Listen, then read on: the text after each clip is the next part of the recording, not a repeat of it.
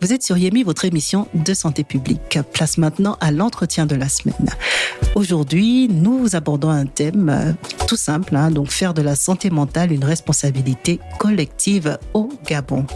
Pour en parler, nous recevons le docteur Dopé Koumouren, directeur du Centre national de santé mentale, qui nous partagera son expertise sur les défis, les initiatives et les responsabilités de chacun. Rebonjour docteur. Rebonjour Prisca. Alors, donc nous sommes arrivés au cœur même de notre entretien. Avant d'aller plus loin, pouvez-vous nous présenter le Centre national de santé mentale ? Merci déjà pour l'intérêt de la radio. Le Centre national de santé mentale est une structure hospitalière de prise en charge des troubles mentaux au Gabon. Pour l'instant, c'est le seul centre de référence pour tout le pays. Et ce centre est situé au niveau du kilomètre 11, à partir du point zéro. Il est mitoyen au centre hospitalier régional Estuaire-Mélène et au centre national de gériatrie-gérontologie. En général, il y a une certaine confusion. Et lorsqu'on parle du Centre national de santé mentale, souvent nous parlons de l'hôpital psychiatrique de Mélène. Parfois on dit « je vais t'emmener à Mélène ». Donc, c'est devenu une expression. La région Mélène regorge plusieurs centres de soins, mais il est symbolique du Centre national de santé mentale. Alors, en notre sein, pour un petit mot, c'est une structure en fait qui découle de l'ancien Cabano qui était situé à l'hôpital général. Et en 1942, ils se sont délocalisés au niveau de Mélène. Il était initialement un service de l'hôpital régional et maintenant une certaine autonomie avec 2 psychiatres officiellement affectés par le ministère de la Santé, dont moi. Il y a une diversité de psychologues cliniciens, de tous les acteurs qui œuvrent pour la prise en charge, des travailleurs sociaux, des techniciens supérieurs en santé mentale vu le nombre insuffisant de psychiatres et évidemment des infirmiers spécialisés et non spécialisés. Alors concrètement, qui est-ce que vous recevez dans ce centre ? Alors dans ce centre, on reçoit toutes les personnes qui présentent des troubles mentaux avérés. Nous recevons également des personnes qui sont en souffrance psychique et des personnes addictes. Des personnes addictes. Addictes. D'accord. Donc, je prends un exemple. Dans notre entourage, on a quelqu'un qui est toxicomane ou autre, ou qui a une dépendance. On peut venir avec lui directement chez vous ? On peut l'emmener directement chez nous. D'accord. Et comment se passe la prise en charge ? Alors, la prise en charge, comme toutes les prises en charge, se passe d'abord par une demande de soins. C'est-à-dire, la famille ou le patient demande à ce qu'il soit aidé. Ils viennent en consultation, ils rencontrent un psychiatre. À l'issue de la consultation, en fonction de ce qui s'est dit, on voit si on pose le diagnostic d'addiction ou pas. Parce qu'il y a des usagers de substances qui ne sont pas forcément des addicts. Et à l'issue de cela, une prise en charge va être mise en place. Et nous avons au sein du centre une psychologue addictologue, en général, chez qui sont référés ce genre de cas pour la poursuite de la prise en charge non médicamenteuse. Et lorsque chez ce patient, il y a un besoin de traitement médicamenteux, évidemment en fonction des symptômes, nous, c'est plus à la charge du médecin psychiatre. Il faut dire que la difficulté aussi que nous avons dans la prise en charge de l'addiction est liée au fait du plateau technique. Aujourd'hui, nous recevons la plupart des usagers présentent une polyconsommation, mais nous n'avons pas dans notre cohorte un nombre élevé de consommation des drogues injectées.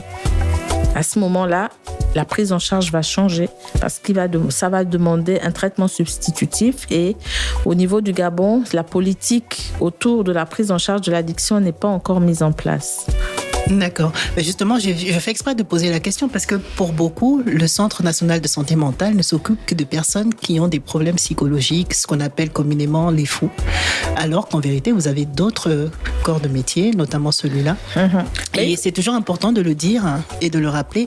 Est-ce que vous avez éventuellement un numéro avant qu'on aille, il y a un numéro vert peut-être qui existe aujourd'hui? Oui, nous avons un numéro d'appel gratuit, le 1324. Mais je veux quand même revenir sur la prise en charge de l'addiction. En fait, les troubles psychiques et les troubles psychiatriques ne sont pas les mêmes. Je prends un exemple. Vous avez des difficultés à vous endormir parce que vous n'avez pas bien consommé votre banane. Et donc, vous n'avez pas pris votre infusion aux feuilles de citron. Et puis, vous avez quelques difficultés existentielles qui puissent faire en sorte que vous ne veniez plus sur votre plateau animé à cette belle émission. Et donc, à ce moment-là, vous avez quand même une souffrance qui est là parce que vous n'arrivez plus à faire ce que vous aimiez faire avant, vous n'arrivez plus à contribuer à la communauté parce que votre message et votre émission qui donne du peps et qui éduque la population ne se fait plus. À ce moment-là, vous avez une souffrance psychique, vous n'êtes pas encore dans la maladie mentale, dans les troubles psychiatriques.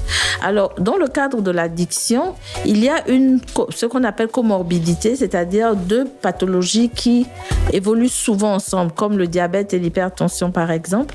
Et donc, l'addiction, en général, il y a des comorbidités psychiatriques, c'est-à-dire une maladie psychiatrique qui se greffe. Et c'est malheureusement ce tableau qui est souvent retenu. On va dire que parce qu'il est addict, il présente une agitation ou une agressivité ou des troubles délirants. Non. Là, il y a 2 pathologies qui se sont associées. Je voulais juste relever cela pour dire que au niveau du centre, en fait, tous les profils sont reçus et la maladie mentale n'est qu'un pan de tout le travail qui est mené. Nous pouvons recevoir des gens parce qu'ils ont des difficultés professionnelles avec leur hiérarchie pour comprendre ce qui c'est, parce qu'il y a la surcharge, il y a aussi les problèmes liés à la santé au travail qui sont aussi pris en charge dans la structure. Effectivement. Voilà. Et bien justement, en parlant de tout ça, est-ce qu'on peut repositionner les choses? Est-ce qu'on peut redéfinir la santé mentale? Concrètement, qu'est-ce que c'est? Alors, selon l'OMS, la santé mentale, c'est un état de bien-être. Un état de bien-être qui nous permet de réaliser notre potentiel, c'est-à-dire sortir le meilleur de nous, qui nous permet d'affronter tous les stress de la vie, les vicissitudes de la vie, qui permet de bien apprendre, de bien travailler et de contribuer à la communauté. Donc, lorsqu'on dit ça, chacun peut trouver une place là-dedans. Et s'identifier. Et s'identifier justement en se disant, ma responsabilité est de pouvoir permettre à ce que Prisca ait une bonne santé mentale. Alors justement, faire de la santé mentale une responsabilité collective, c'est ça aujourd'hui qui nous intéresse. Pourquoi est-ce qu'aujourd'hui, c'est un enjeu collectif? Alors, c'est pas aujourd'hui, c'est un enjeu collectif depuis. On n'en parle pas tellement. Mais nous avons, depuis en général, pas très longtemps. En général, on dit que la psychiatrie est le parent pauvre de la médecine. Et dans la société, la santé mentale est souvent attribuée à la maladie mentale. Et c'est à cause de cela, ou c'est pour cela, qu'à un moment donné, lorsque quelqu'un entend santé mentale, il voit maladie mentale. Et récemment, au cours de la journée d'ouverture, de la journée de lancement, des experts nous ont signifié que dans nos langues, on ne parle pas de santé mentale, on parle de maladie. C'est pour cela peut-être qu'à chaque fois, le rendu, le raisonnement de la santé mentale fait écho à la maladie et on ne peut que parler de la maladie mentale. Aujourd'hui, nous venons remettre les choses en place en disant oui, la santé mentale concerne tout le monde. J'ai un étal au marché, j'ai des difficultés à nourrir ma famille, j'ai du mal à trouver des vivres pour nourrir ma famille, j'ai du mal à aller au travail parce que au niveau de ma maison est située au-dessus ou en dessous d'un pont et lorsqu'il pleut, je n'ai pas de visibilité sur le pont et donc je n'ai pas accès à mon travail et donc mon chef va me couper mon salaire parce que j'ai pas accès à mon travail. Tout cela va m'affecter parce que je ne pourrai pas nourrir ma famille. Donc c'est vraiment dire, et aussi un autre aspect qu'on a tendance souvent à négliger, c'est le retentissement de mon attitude sur la santé mentale de l'autre. Effectivement. Parce que lorsque nous demandons papa, nous voulons ceci, papa, nous voulons cela, on lui met une pression dont on ne se rend pas forcément compte. Effectivement, et qui peut affecter sa santé mentale. Donc voici un peu quelques éléments que je pourrais donner pour que la population se sente concernée par la santé mentale, par son bien-être. Comment je peux faire pour avoir mon bien-être? Comment je peux faire pour réaliser mon potentiel? Comment je peux faire pour contribuer moi aussi à la vie de la communauté? Et tout ça demande une bonne santé mentale. Alors, quels sont aujourd'hui les troubles observés quand on parle de santé mentale, lesquels reviennent assez régulièrement au Gabon? Mais lorsqu'on parle de santé mentale, on n'a pas de trouble. Enfin, oui, c'est vrai. Mais souvent, il y a d'autres maladies. On dit souvent qu'il y a des maladies. Quand on parle de santé mentale, il peut y avoir la dépression, il peut y avoir... Voilà. Alors là c'est quand lorsque la santé mentale est affectée. Mm-hmm. Donc, lorsque la santé mentale est affectée, on peut avoir des troubles du sommeil. La santé mentale peut être affectée par un problème conjugal. Effectivement. Par un problème scolaire. Nous recevons parfois des jeunes qui ont des difficultés et qui voient leur santé mentale affectée du fait du comportement d'un surveillant, par exemple. D'accord. Et dans ces cas-là, comment ça se passe ? Il faut venir vers vous directement ? C'est juste un rendez-vous, on échange avec un professionnel et on repart ? Ou est-ce que est-ce qu'il y a forcément une hospitalisation ou un traitement Alors, concrètement, comment ça se passe ?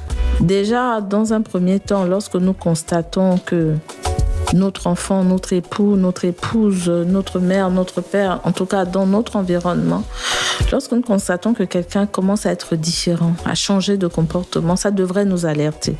Il y a peut-être une souffrance quelque part, il y a peut-être une maladie quelque part. La première solution, c'est de consulter. Alors, il n'est pas dit de consulter spécialement au Centre national de santé mentale où il y a quasiment tous les experts en santé mentale, mais aujourd'hui, dans les structures sanitaires du pays, dans les centres hospitaliers universitaires et même dans certains centres médicaux, il existe des psychologues cliniciens. Donc, il faut aller vers les psychologues. En fonction de la consultation, s'ils décèlent un problème pour lequel il y a une exigence de prescription médicale, à ce moment-là, ils seront référés aux médecins et particulièrement aux psychiatres. Mais je vous ai dit tout à l'heure qu'au niveau du centre, il n'y a que 2 psychiatres. Et ils ne peuvent pas répondre à toutes les demandes. Donc, un médecin généraliste, normalement, peut prendre en charge en premier un trouble psychique associé à la prise en charge du psychologue. Sur le plan médicamenteux, j'entends. Et je me dis, il est important aujourd'hui de pouvoir, pour répondre à une de vos questions par rapport aux troubles mentaux, il existe plusieurs troubles mentaux. Alors, il existe des troubles mentaux qui affectent l'humeur. Et dans ces troubles-là, nous avons la dépression et nous avons les troubles, la manie ou l'accès maniaque. Aujourd'hui, selon la nomenclature du DSM-4, on parle de troubles bipolaires. Nous avons des troubles comme la schizophrénie. On parle des schizophrénies parce qu'il y en a plusieurs qui sont des troubles plutôt chroniques, mais qui affectent la manière de penser, la manière de ressentir des émotions et même il y a une contradiction, une dissociation entre la manière de se comporter. Et on a d'autres troubles comme des psychoses aiguës qui passent souvent inaperçus mais qui existent également. Donc voici un peu, et puis à côté nous avons ce qu'on appelle les troubles anxieux. Il existe des troubles anxieux dépressifs, il existe des hystéries qui sont des troubles psychiatriques. C'est vrai que c'est une expression qu'on utilise souvent, elle est hystérique, mais c'est une souffrance psychique qui se manifeste. Comme le surmenage, le burn-out. Comme le burn-out, qui sont des troubles qui rentrent aussi dans les troubles psychiatriques, mais qui ont un regroupement dans l'univers du travail. Alors, pour rester un petit peu sur ce volet-là, on a tendance à penser que dans notre pays, il y a comme un amalgame. Les gens ont tendance à quand ils vont mal et qu'on veut, par exemple, leur soumettre nos propositions, nos conseils, en leur disant « tu devrais peut-être aller voir un psychologue », tout de suite, la première réaction, c'est « je ne suis pas fou, je ne suis pas folle ». Est-ce qu'on peut revenir sur qu'est-ce qu'un psychologue ? Quelle est la différence avec un psychiatre, par exemple, pour resituer les choses ? Parce que ça, c'est vraiment un problème dans notre société. Beaucoup ne comprennent pas l'importance et le rôle du psychologue qui peut intervenir au quotidien, parce que chaque étape de la vie, finalement, peut nous emmener à avoir une réaction. D'accord ? Donc, vraiment leur rappeler l'importance du psychologue et surtout, quel est son rôle. Alors, il serait bien de ne... Enfin, on ne va pas toujours condamner... C'est un constat que nous avons fait, oui, parce qu'on a déjà eu à échanger avec des auditeurs, et c'est vrai que c'est ce qui nous revient souvent. Nous ne sommes pas fous. On part de notre base. De notre base qui est que ces sujets sont encore tabous. Ce sont des sujets tabous. Et la psychologie, c'est une science qui étudie le mental, la pensée et tout le reste. Et le psychologue, il n'est pas médecin. Le psychiatre, c'est un médecin formé à la médecine et qui a la possibilité de prescrire. Le psychologue, il utilise d'autres, il rentre en partie dans leur formation, il rentre aussi dans le traitement par la psychothérapie et tout ce qu'ils peuvent mettre en place. Donc, il y a ce qu'on appelle l'écoute. Lorsque vous êtes reçu, le psychologue vous écoute. Il faut qu'il écoute vos problèmes. On va dire, si on ne va pas comparer, mais il y a des prêtres, il y a des traditionalistes ou voilà, qui jouent en partie ce rôle-là d'écoute. Des pasteurs qui jouent en partie ce rôle d'écoute. La première chose, c'est d'écouter la problématique de l'autre. Je fais ce comparatif pour que les personnes se retrouvent un peu dans la peau du psychologue en se disant c'est quelqu'un qui écoute vos problèmes. C'est le psychiatre qui va mettre un traitement médicament, qui va mettre des médicaments. Donc, il doit écouter vos problèmes et voir dans quelle mesure, avec la parole, avec l'écoute, vous aider à surmonter ces problèmes. C'est vrai, c'est pas encore dans nos habitudes, mais ça commence progressivement à venir. Les gens viennent voir les psychologues pour tous les maux de la société. Vous pouvez aller parce que c'est une personne neutre et c'est une personne qui est formée pour cela, pour vous écouter surtout. Et puis, dans l'écoute, mettre en place certains dispositifs pour vous aider. Je vous prends un exemple. Dans certains foyers, il y a des dames qui ont perdu leur estime de soi par rapport à ce que leur conjoint... le comportement qu'il a vis-à-vis d'elle, par exemple. Le comportement, les propos et tout cela. Et la personne se retrouve à avoir perdu l'estime de soi. Et parfois, cette estime de soi affecte déjà la santé mentale. Et donc, vous ne pouvez pas bien apprendre et bien travailler dans ces conditions-là. Et ces personnes, lorsqu'elles viennent en consultation, la psychothérapie ou l'entretien psychologique permet de redonner l'estime de soi. La confiance. La confiance. En tout cas, ça se travaille, mais pas en une seule séance. En plusieurs séances, la personne finit par regagner sa confiance, son estime de soi et bien sûr, un bien-être mental. Et justement, donc, depuis 2 ans à peu près, on a constaté que de plus en plus, l'OMS emmène les communautés à s'engager. Et aujourd'hui, le sujet, il est là, faire de la santé mentale une responsabilité collective au Gabon. Ça veut dire que chacune des parties doit se sentir concernée. En effet. Qu'on soit à l'église, vous avez parlé des prêtres, c'est une communauté. À la maison, c'est une communauté. Dans les associations également, c'est important, il apparaît important aujourd'hui de montrer à chacun qu'on est tous responsables. Donc ça veut dire qu'on devrait faire attention les uns aux autres, déjà, et surtout être à l'écoute lorsqu'on voit, par exemple, qu'il y a quelqu'un qui ne va pas bien, prendre les initiatives et essayer de comprendre. C'est de ça qu'il s'agit. C'est bien de cela qu'il s'agit, Prisca. Il s'agit vraiment de cela, que toutes les communautés se sentent concernées. Pas qu'elles attendent simplement que le centre de Mélène... Parce que nous entendons souvent, mais qu'est-ce que le Centre national de santé mentale fait? Oui, le Centre national de santé mentale est une structure étatique et il a le devoir de prendre en charge tous ceux qui sont en souffrance mentale. C'est vrai. Mais aussi, qu'est-ce que moi je fais en tant que citoyen devant cette situation par rapport à ce que j'ai? Qu'est-ce que je peux faire? Il y en a qui peuvent construire des structures d'accueil parce qu'il y en a qui n'ont besoin que de cela, une chaleur familiale, une écoute et se sentir parfois, aussi c'est même juste une utile. écoute, Et oui, et parfois se sentir aussi utile pour la société parce qu'on va dire on me prend pour moi je peux rien faire alors que je peux travailler, alors que je peux faire ceci ou cela. Il y a aussi l'autre facteur, c'est la famille. Vous avez parlé de famille tout à l'heure et la famille a tendance à reculer de plus en plus. Face à une souffrance psychique, elle a tendance à reculer. Face à un trouble psychiatrique, la famille a tendance à reculer.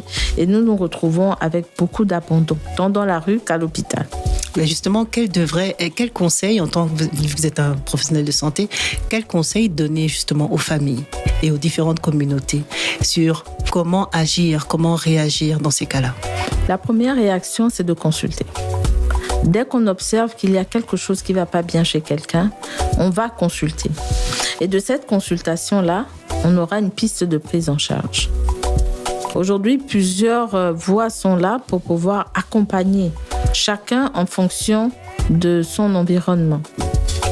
Nous avons travaillé, la 2e édition du mois de la santé mentale a essayé de travailler avec les mairies via les chefs de quartier pour pouvoir toucher les populations, les communautés de base, pour apporter les éléments d'alerte de la maladie mentale. Donc aujourd'hui, la responsabilité collective est de se dire, je suis chef d'entreprise, je dois veiller à la santé mentale de mes employés. Je vends au marché, je dois veiller à la santé mentale de ceux qui vendent à côté de moi. Qu'est-ce qui ne va pas? Souvent, c'est la communauté africaine est une communauté de groupe en général. On a tendance à s'individualiser de plus en plus et c'est ce qui fait le mal. C'est tout ça qui emmène justement le mal-être, voilà, le malaise. Voilà, c'est cela. Donc, je suis enseignante, je vois que mon élève ne va pas bien, je dois me demander qu'est-ce qui ne va pas. Et souvent, il y a beaucoup d'enseignants qui arrivent à régler les problèmes de famille via l'attitude. Parce que parfois, on a quelqu'un qui souffre, qui présente les symptômes, mais c'est un système qui est en souffrance. Donc, il est important pour nous aujourd'hui de se dire, santé mentale, ce n'est pas la maladie mentale. La maladie mentale ne concerne qu'un petit groupe de personnes, mais la santé mentale nous intéresse et nous interpelle tous. Je dois être le garant de la santé mentale et du bien-être de l'autre, et vice-versa. Alors, le mois de janvier a été désigné comme étant le mois de la santé mentale. Concrètement, quelles sont les actions mises en place par votre centre? Et sinon, dans le cadre de cette campagne de sensibilisation avec l'association partenaire, qu'est-ce qui a été prévu? Alors, il a été prévu des sensibilisations dans les marchés, ce qui a déjà débuté. Il a été prévu des sensibilisations au niveau des lieux de culte, ce qui a également été débuté. Et parallèlement, nous nous sommes dit qu'il fallait aussi sensibiliser sur le plan professionnel dans certaines entreprises. Ce sont des activités qui sont en cours. Et nous avons aussi pensé à sensibiliser dans les écoles, ce que depuis 2 ou 3 ans qui se fait également. Mais je ne saurais rester seulement sur cet aspect-là parce qu'il y a une autre association qui s'appelle le programme MATSA qui lui sensibilise dans la rue. Dans la rue? Dans la rue. Comment ça se passe? C'est-à-dire qu'ils vont auprès des malades, eux ils sont centrés sur le malade mental, ils vont auprès des malades mentaux errants, ils essaient de leur apporter l'écoute, à manger, essayer de leur apporter un peu d'hygiène. C'est vrai que ça reste encore dans la rue. Il est important pour nous de pouvoir revenir et mettre en place un plateau technique qui puisse répondre à toutes ces demandes-là. Et donc, par rapport aux activités du mois, nous avons essayé de mettre en place ce canevas-là pour voir si on peut toucher plus de monde que l'année précédente et voir comment nous pouvons aussi... j'ai oublié l'aspect nous avons le 23 janvier, enfin ce vendredi 23 janvier, une sensibilisation au niveau de l'Institut français sur les addictions. Ça, c'est aussi dans le programme du mois de la santé. Ça rentre dans le cadre de cette campagne de sensibilisation. Ça rentre dans le cadre de cette campagne de sensibilisation. Alors, vous avez parlé de cette association, vous avez dit MATSA? Oui, le programme MATSA, qui est une autre association. D'accord. Qui va directement vers les malades mentaux dans la rue. Je suis tentée quand même de vous poser cette question. Quelle est la capacité d'accueil au niveau de votre centre? C'est important et merci Prisca, merci. Parce que c'est vraiment un sujet qui me tient à cœur. Nous voulons bien répondre à la demande, mais l'offre ne suit pas. Nous avons une capacité d'accueil de 86, exactement de 86 lits, mais parfois nous disons 100 lits parce que nous pouvons recevoir 100 malades. Et cette capacité d'accueil aujourd'hui est réduite de moitié parce que il y a des personnes que nous n'arrivons pas à réinsérer et qui font la moitié du centre. Donc nous jouons un peu avec cette moitié-là si un malade n'est pas abandonné par les siens. Alors, lorsque vous dites que vous n'arrivez pas à les réinsérer, c'est-à-dire qu'ils ne sont pas en voie de guérison? Ils sont stabilisés, mais nous ne trouvons pas de structure pouvant les accueillir. La famille, pour certains, disent qu'ils ne peuvent pas, pour d'autres, on ne les retrouve pas. Donc, nous ne pouvons pas leur demander ou forcer la main aux parents. Le travail que nous faisons, par contre, c'est un travail de système qui est mis en place par les psychologues pour pouvoir sensibiliser les familles à chaque fois en mettant en avant qu'ils présentent une maladie et pour toute maladie, il y a une prise en charge. Malheureusement, pour toute maladie chronique, il y a une prise en charge malheureusement continue. Le malade peut être stabilisé, il peut vaquer à ses occupations, mais il doit être suivi régulièrement sur le long terme. Et c'est parfois la difficulté que nous avons parce qu'une fois la personne stabilisée, nous nous retrouvons à soigner en rond. Soigner en rond en empruntant l'expression du professeur Samuel Badinga, qui est un psychologue clinicien. Nous avons constaté que ce patient que nous avons récupéré dans la rue, nous l'avons stabilisé, la famille a constaté, a repris cette personne en son sein, se retrouve quelques mois après à nouveau dans la rue. On s'est demandé pourquoi. Oui, il était bien.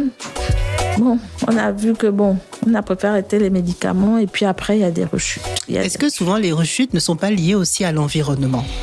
Il y a plusieurs facteurs. Le premier facteur, c'est la non-continuité du médicament, la non-continuité du soin, la non-continuité du suivi. Parce que s'il est vu régulièrement, à un moment donné, on peut voir les signes d'alerte rapidement, les prodromes et pouvoir prendre en charge. Mais il y a aussi les difficultés de vie. Parce que les médicaments, il faut qu'on se le dise, ils coûtent assez cher. Avec la CNAMGS, il y a une bonne réduction de cette prise en charge et il faudrait que les parents arrivent à s'acheter les médicaments. L'autre aspect qui n'est pas des moindres, ce sont les effets secondaires du médicament qui font en sorte que parfois, certains patients disent « Non, mais ça me fatigue trop » ou bien « Ça me met mal à l'aise, donc je préfère ne pas continuer à prendre ce médicament ». Et le gros, ce sont les difficultés socio-économiques que rencontrent plusieurs familles. Alors, vous avez une capacité de 100 lits à peu près. Oui. À Libreville, mais vous êtes le centre national, c'est-à-dire pour ceux qui sont en province finalement. Avez-vous des équipes également délocalisées ou est-ce que lorsque les familles sont confrontées à un problème de ce genre, ils doivent revenir vers Libreville pour la prise en charge ? Comment ça se passe ? Effectivement, c'était le cas. Les familles étaient contraintes lorsqu'ils sont vraiment devant une situation de rechute ou même une découverte de venir au niveau de Libreville. Et depuis 2022, nous avons, avec bien sûr l'appui de notre tutelle, le ministère de la Santé, nous avons mis en place des unités spéciales santé mentale, normalement dans tous les 9 chefs-lieux de province. Maintenant, on est confronté à certaines difficultés parce que les spécialistes en santé mentale sont rares. Donc, nous sommes obligés de composer avec l'existant dans chaque province, notamment un médecin généraliste. Les psychologues, nous avons la chance d'en avoir, donc ils soutiennent un peu cette unité-là. Donc, les unités, en fonction des provinces, se présentent différemment.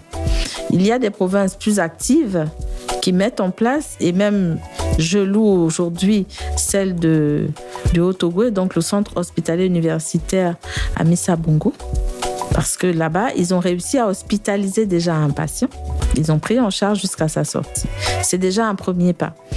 Nous avons aujourd'hui le centre hospitalier régional d'Oyem qui, en son sein, avait un infirmier spécialisé en santé mentale qui a travaillé au centre et qui s'est retrouvé affecté à Oyem. Il arrive à bien gérer la structure d'Oyem. Nous avons celle de Port-Gentil et celle de Mouila, dernière structure à être non pas à être mise en place, mais c'est la dernière qui a essayé et qui a même déjà proposé des lits d'hospitalisation. Et donc, le médecin généraliste de là-bas, qui est une de nos jeunes consoeurs, est très dynamique. Elle n'est pas intéressée par la santé mentale, mais c'est tout comme. Donc, nous sommes en contact avec toutes ces unités. Lorsqu'ils sont en difficulté, ils essaient de se référer à nous. Mais la réalité est que ce sont des structures autonomes qui dépendent de la direction et de la politique de chaque centre hospitalier régional. D'accord. Alors, avant de conclure, parce qu'on arrive quasiment au terme de cet entretien, j'aimerais vous demander, parce que c'est vrai que dans la rue, du coup, on en croise beaucoup quand même des malades mentaux. Oui. Et bien souvent, on ne sait pas comment réagir. Quel conseil donner à la population ? Parce qu'il y en a qui sont plutôt calmes et d'autres qui sont plutôt effrayants. Soit parce qu'ils ont des armes blanches, parce que ça arrive d'en croiser, ou d'autres peut-être parce que le fait de les voir parler seuls nous met nous-mêmes dans une petite crainte, etc. Donc on ne sait jamais réellement comment se comporter face à eux. Quel conseil pouvoir donner aux auditeurs ? Et surtout, parce que ça existe aussi, des personnes dans la population, des personnes bienveillantes, qui ont cet attachement pour ces personnes-là et qui aimeraient venir aussi leur venir en aide, soit en donnant de la nourriture, soit en donnant des vêtements, etc. Quelle attitude avoir vis-à-vis d'eux? Alors, merci Prisca. C'est une grosse problématique parce que chaque malade, parce qu'on les reçoit et qu'on peut typer la maladie mentale qu'ils présentent et nous savons à peu près comment la personne pourrait réagir. Mais dans la rue, nous ne connaissons pas, nous ne savons pas ce qu'il entend, nous ne savons pas ce qu'il perçoit parce que les réactions des personnes qui sont atteintes de troubles mentaux sont fonction parfois des perceptions, surtout pour les patients qui présentent des psychoses. C'est fonction de leur perception. Qu'est-ce qu'il entend à ce moment-là? Comment il me voit à ce moment-là? Je n'en sais rien. Donc, la première démarche que moi, je pense qui serait souhaitée, c'est d'appeler le 1324. C'est vrai que le centre ne peut pas recevoir tous les malades mentaux errants. Pour l'instant, nous avons réduit notre politique à 0 malades mentaux errants à 0 malades mentaux agressifs errants. Donc, dès qu'on reçoit un signalement d'une personne agressive, qu'elle soit malade mentale ou pas, parce qu'on peut être agressive pour d'autres raisons. Effectivement, la vie ne fait pas le moine. Voilà. Donc, on fait tout pour que l'unité mobile, l'unité que nous avons appelée l'unité mobile, aille sur le terrain pour pouvoir ramener ce malade-là au niveau de la structure, malgré les difficultés de réception et d'accueil que nous avons. Donc, la première démarche, c'est celle-là. Appeler le 1324, signaler qu'à ce niveau, il y a ceci ou cela. L'autre démarche que nous avons entreprise déjà il y a 2 ans, nous nous sommes rapprochés des maires. Et là, nous avons relancé cette démarche pour voir avec eux comment on peut faire. Parce qu'il faut d'abord qu'on arrive dans chaque arrondissement à localiser la famille identifiée. Essayer de faire une cartographie des malades, essayer de voir, parce que les mairies aussi, ils ont aujourd'hui l'obligation, je dirais, de pouvoir rendre propre leur ville. Effectivement. Et donc, dans cette démarche-là, la propreté n'est pas de retirer tous les malades mentaux pour les mettre quelque part où ils ne peuvent pas bénéficier de soins et de rétablir leur dignité. C'est réfléchir, est-ce que dans chaque communauté, est-ce que dans chaque ville, dans chaque arrondissement, il n'est pas question aujourd'hui de construire même une unité et de pouvoir jouer avec même les personnes qui sont à la retraite et qui sont spécialisées en santé mentale et motiver encore la formation des personnes spécialisées. Mais par rapport à cette formation, l'INFAS aujourd'hui forme des infirmiers spécialisés. C'est ce que j'allais vous dire justement parce qu'on en connaît quelques-uns et d'ailleurs ils font des stages en ce moment dans certaines structures de la place. Effectivement. Donc nous aurons là peut-être une cohorte de 10 à 15 personnes formées et ça pourrait nous aider à pouvoir réparer et régler cette situation. En un mot, appelez le 1324 pour pouvoir déjà signaler lorsque vous rencontrez des personnes... Des personnes qui paraissent agressives.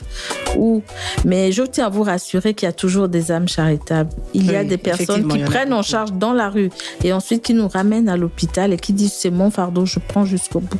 Il y en a beaucoup, effectivement. Ouais. J'en connais d'ailleurs personnellement qui s'impliquent et se sont très concernés par la cause. Ouais. Parce que de toute façon, ça ne prévient pas. Ça ne prévient finalement. Pas. Et tout le monde peut être touché. Et tout le monde peut être touché. Donc d'où l'importance finalement de prendre soin de son bien-être et de sa santé mentale, peu importe les situations qu'on rencontre dans la vie. Alors, est-ce que vous avez un mot de fin peut-être pour nos auditeurs ou pourquoi pas pour les pouvoirs publics? Parce que vous êtes quand même dans la zone de Mélène depuis plusieurs années et on comprend qu'il y a un problème dans la capacité d'accueil. Donc, c'est peut-être l'occasion de faire passer un message et de leur dire, bon, finalement, ce serait peut-être le moment de nous agrandir ou de penser... Je pense que la tribune n'est pas pour que je puisse faire passer le message à nos autorités parce que les autorités sont déjà sur la question. D'accord. Et des pistes de solutions sont déjà en voie d'être, on va dire quoi, d'acheminement. Très bien. Voilà. Donc, sur le plan des autorités, je pense que le travail se fait. Par contre, mon mot serait d'attirer l'attention de la population sur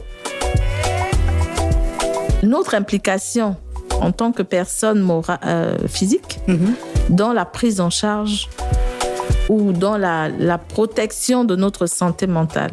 Et on revient sur le thème Le fait que ce soit une responsabilité collective fait que je ne devrais pas me sentir à l'écart de cette problématique de santé mentale. On dit il y a santé, il y a mental, il n'y a que 2 mots. Mais derrière ces 2 mots, il y a toute une usine, il y a tout un système qui devrait se mettre en place, se mobiliser et surtout se souder. Parce que c'est pas bien que chacun travaille dans son sens, se souder pour une même cause, celle de la préservation de la santé mentale de tout le monde. C'est exactement ça. Écoutez, donc c'était votre mot de fin. Et comme vous le savez, chers auditeurs, nous sommes arrivés à la fin donc de cette émission et nous espérons que toutes ces informations, conseils, même ces astuces vous aideront à mieux comprendre l'importance de la santé mentale et à agir au quotidien pour vous-même, mais surtout et aussi pour vos proches. Un grand merci à vous, docteur. Merci. Alors, je rappelle qu'on a reçu le docteur Dopé Koumouren, directeur du Centre national de santé mentale. Donc, merci à vous pour votre expertise, ainsi qu'à tous ceux qui œuvrent avec vous au quotidien pour rendre la santé mentale accessible et comprise par tous. Alors, rappelez-vous, prendre soin de son esprit et de celui des autres est une responsabilité collective, nous l'avons dit. Même des petits gestes du quotidien, comme prendre soin de soi, un petit moment de plaisir, faire du sport, prendre une infusion, ou simplement bien s'alimenter, manger du chocolat. On n'en a pas parlé cette fois-ci, mais c'est important, peuvent avoir un impact réel sur votre bien-être. Merci à vous de nous avoir écoutés et nous espérons vous retrouver la semaine prochaine en bonne santé. Au revoir. Yemi, votre émission de santé publique. Retrouvez Yemi, votre émission de santé publique, présentée par l'Obs et Dr Angué Marcia et Pouspé Mongoy sur Urban FM 104.5, la station urbaine. Du lundi au vendredi à 11h.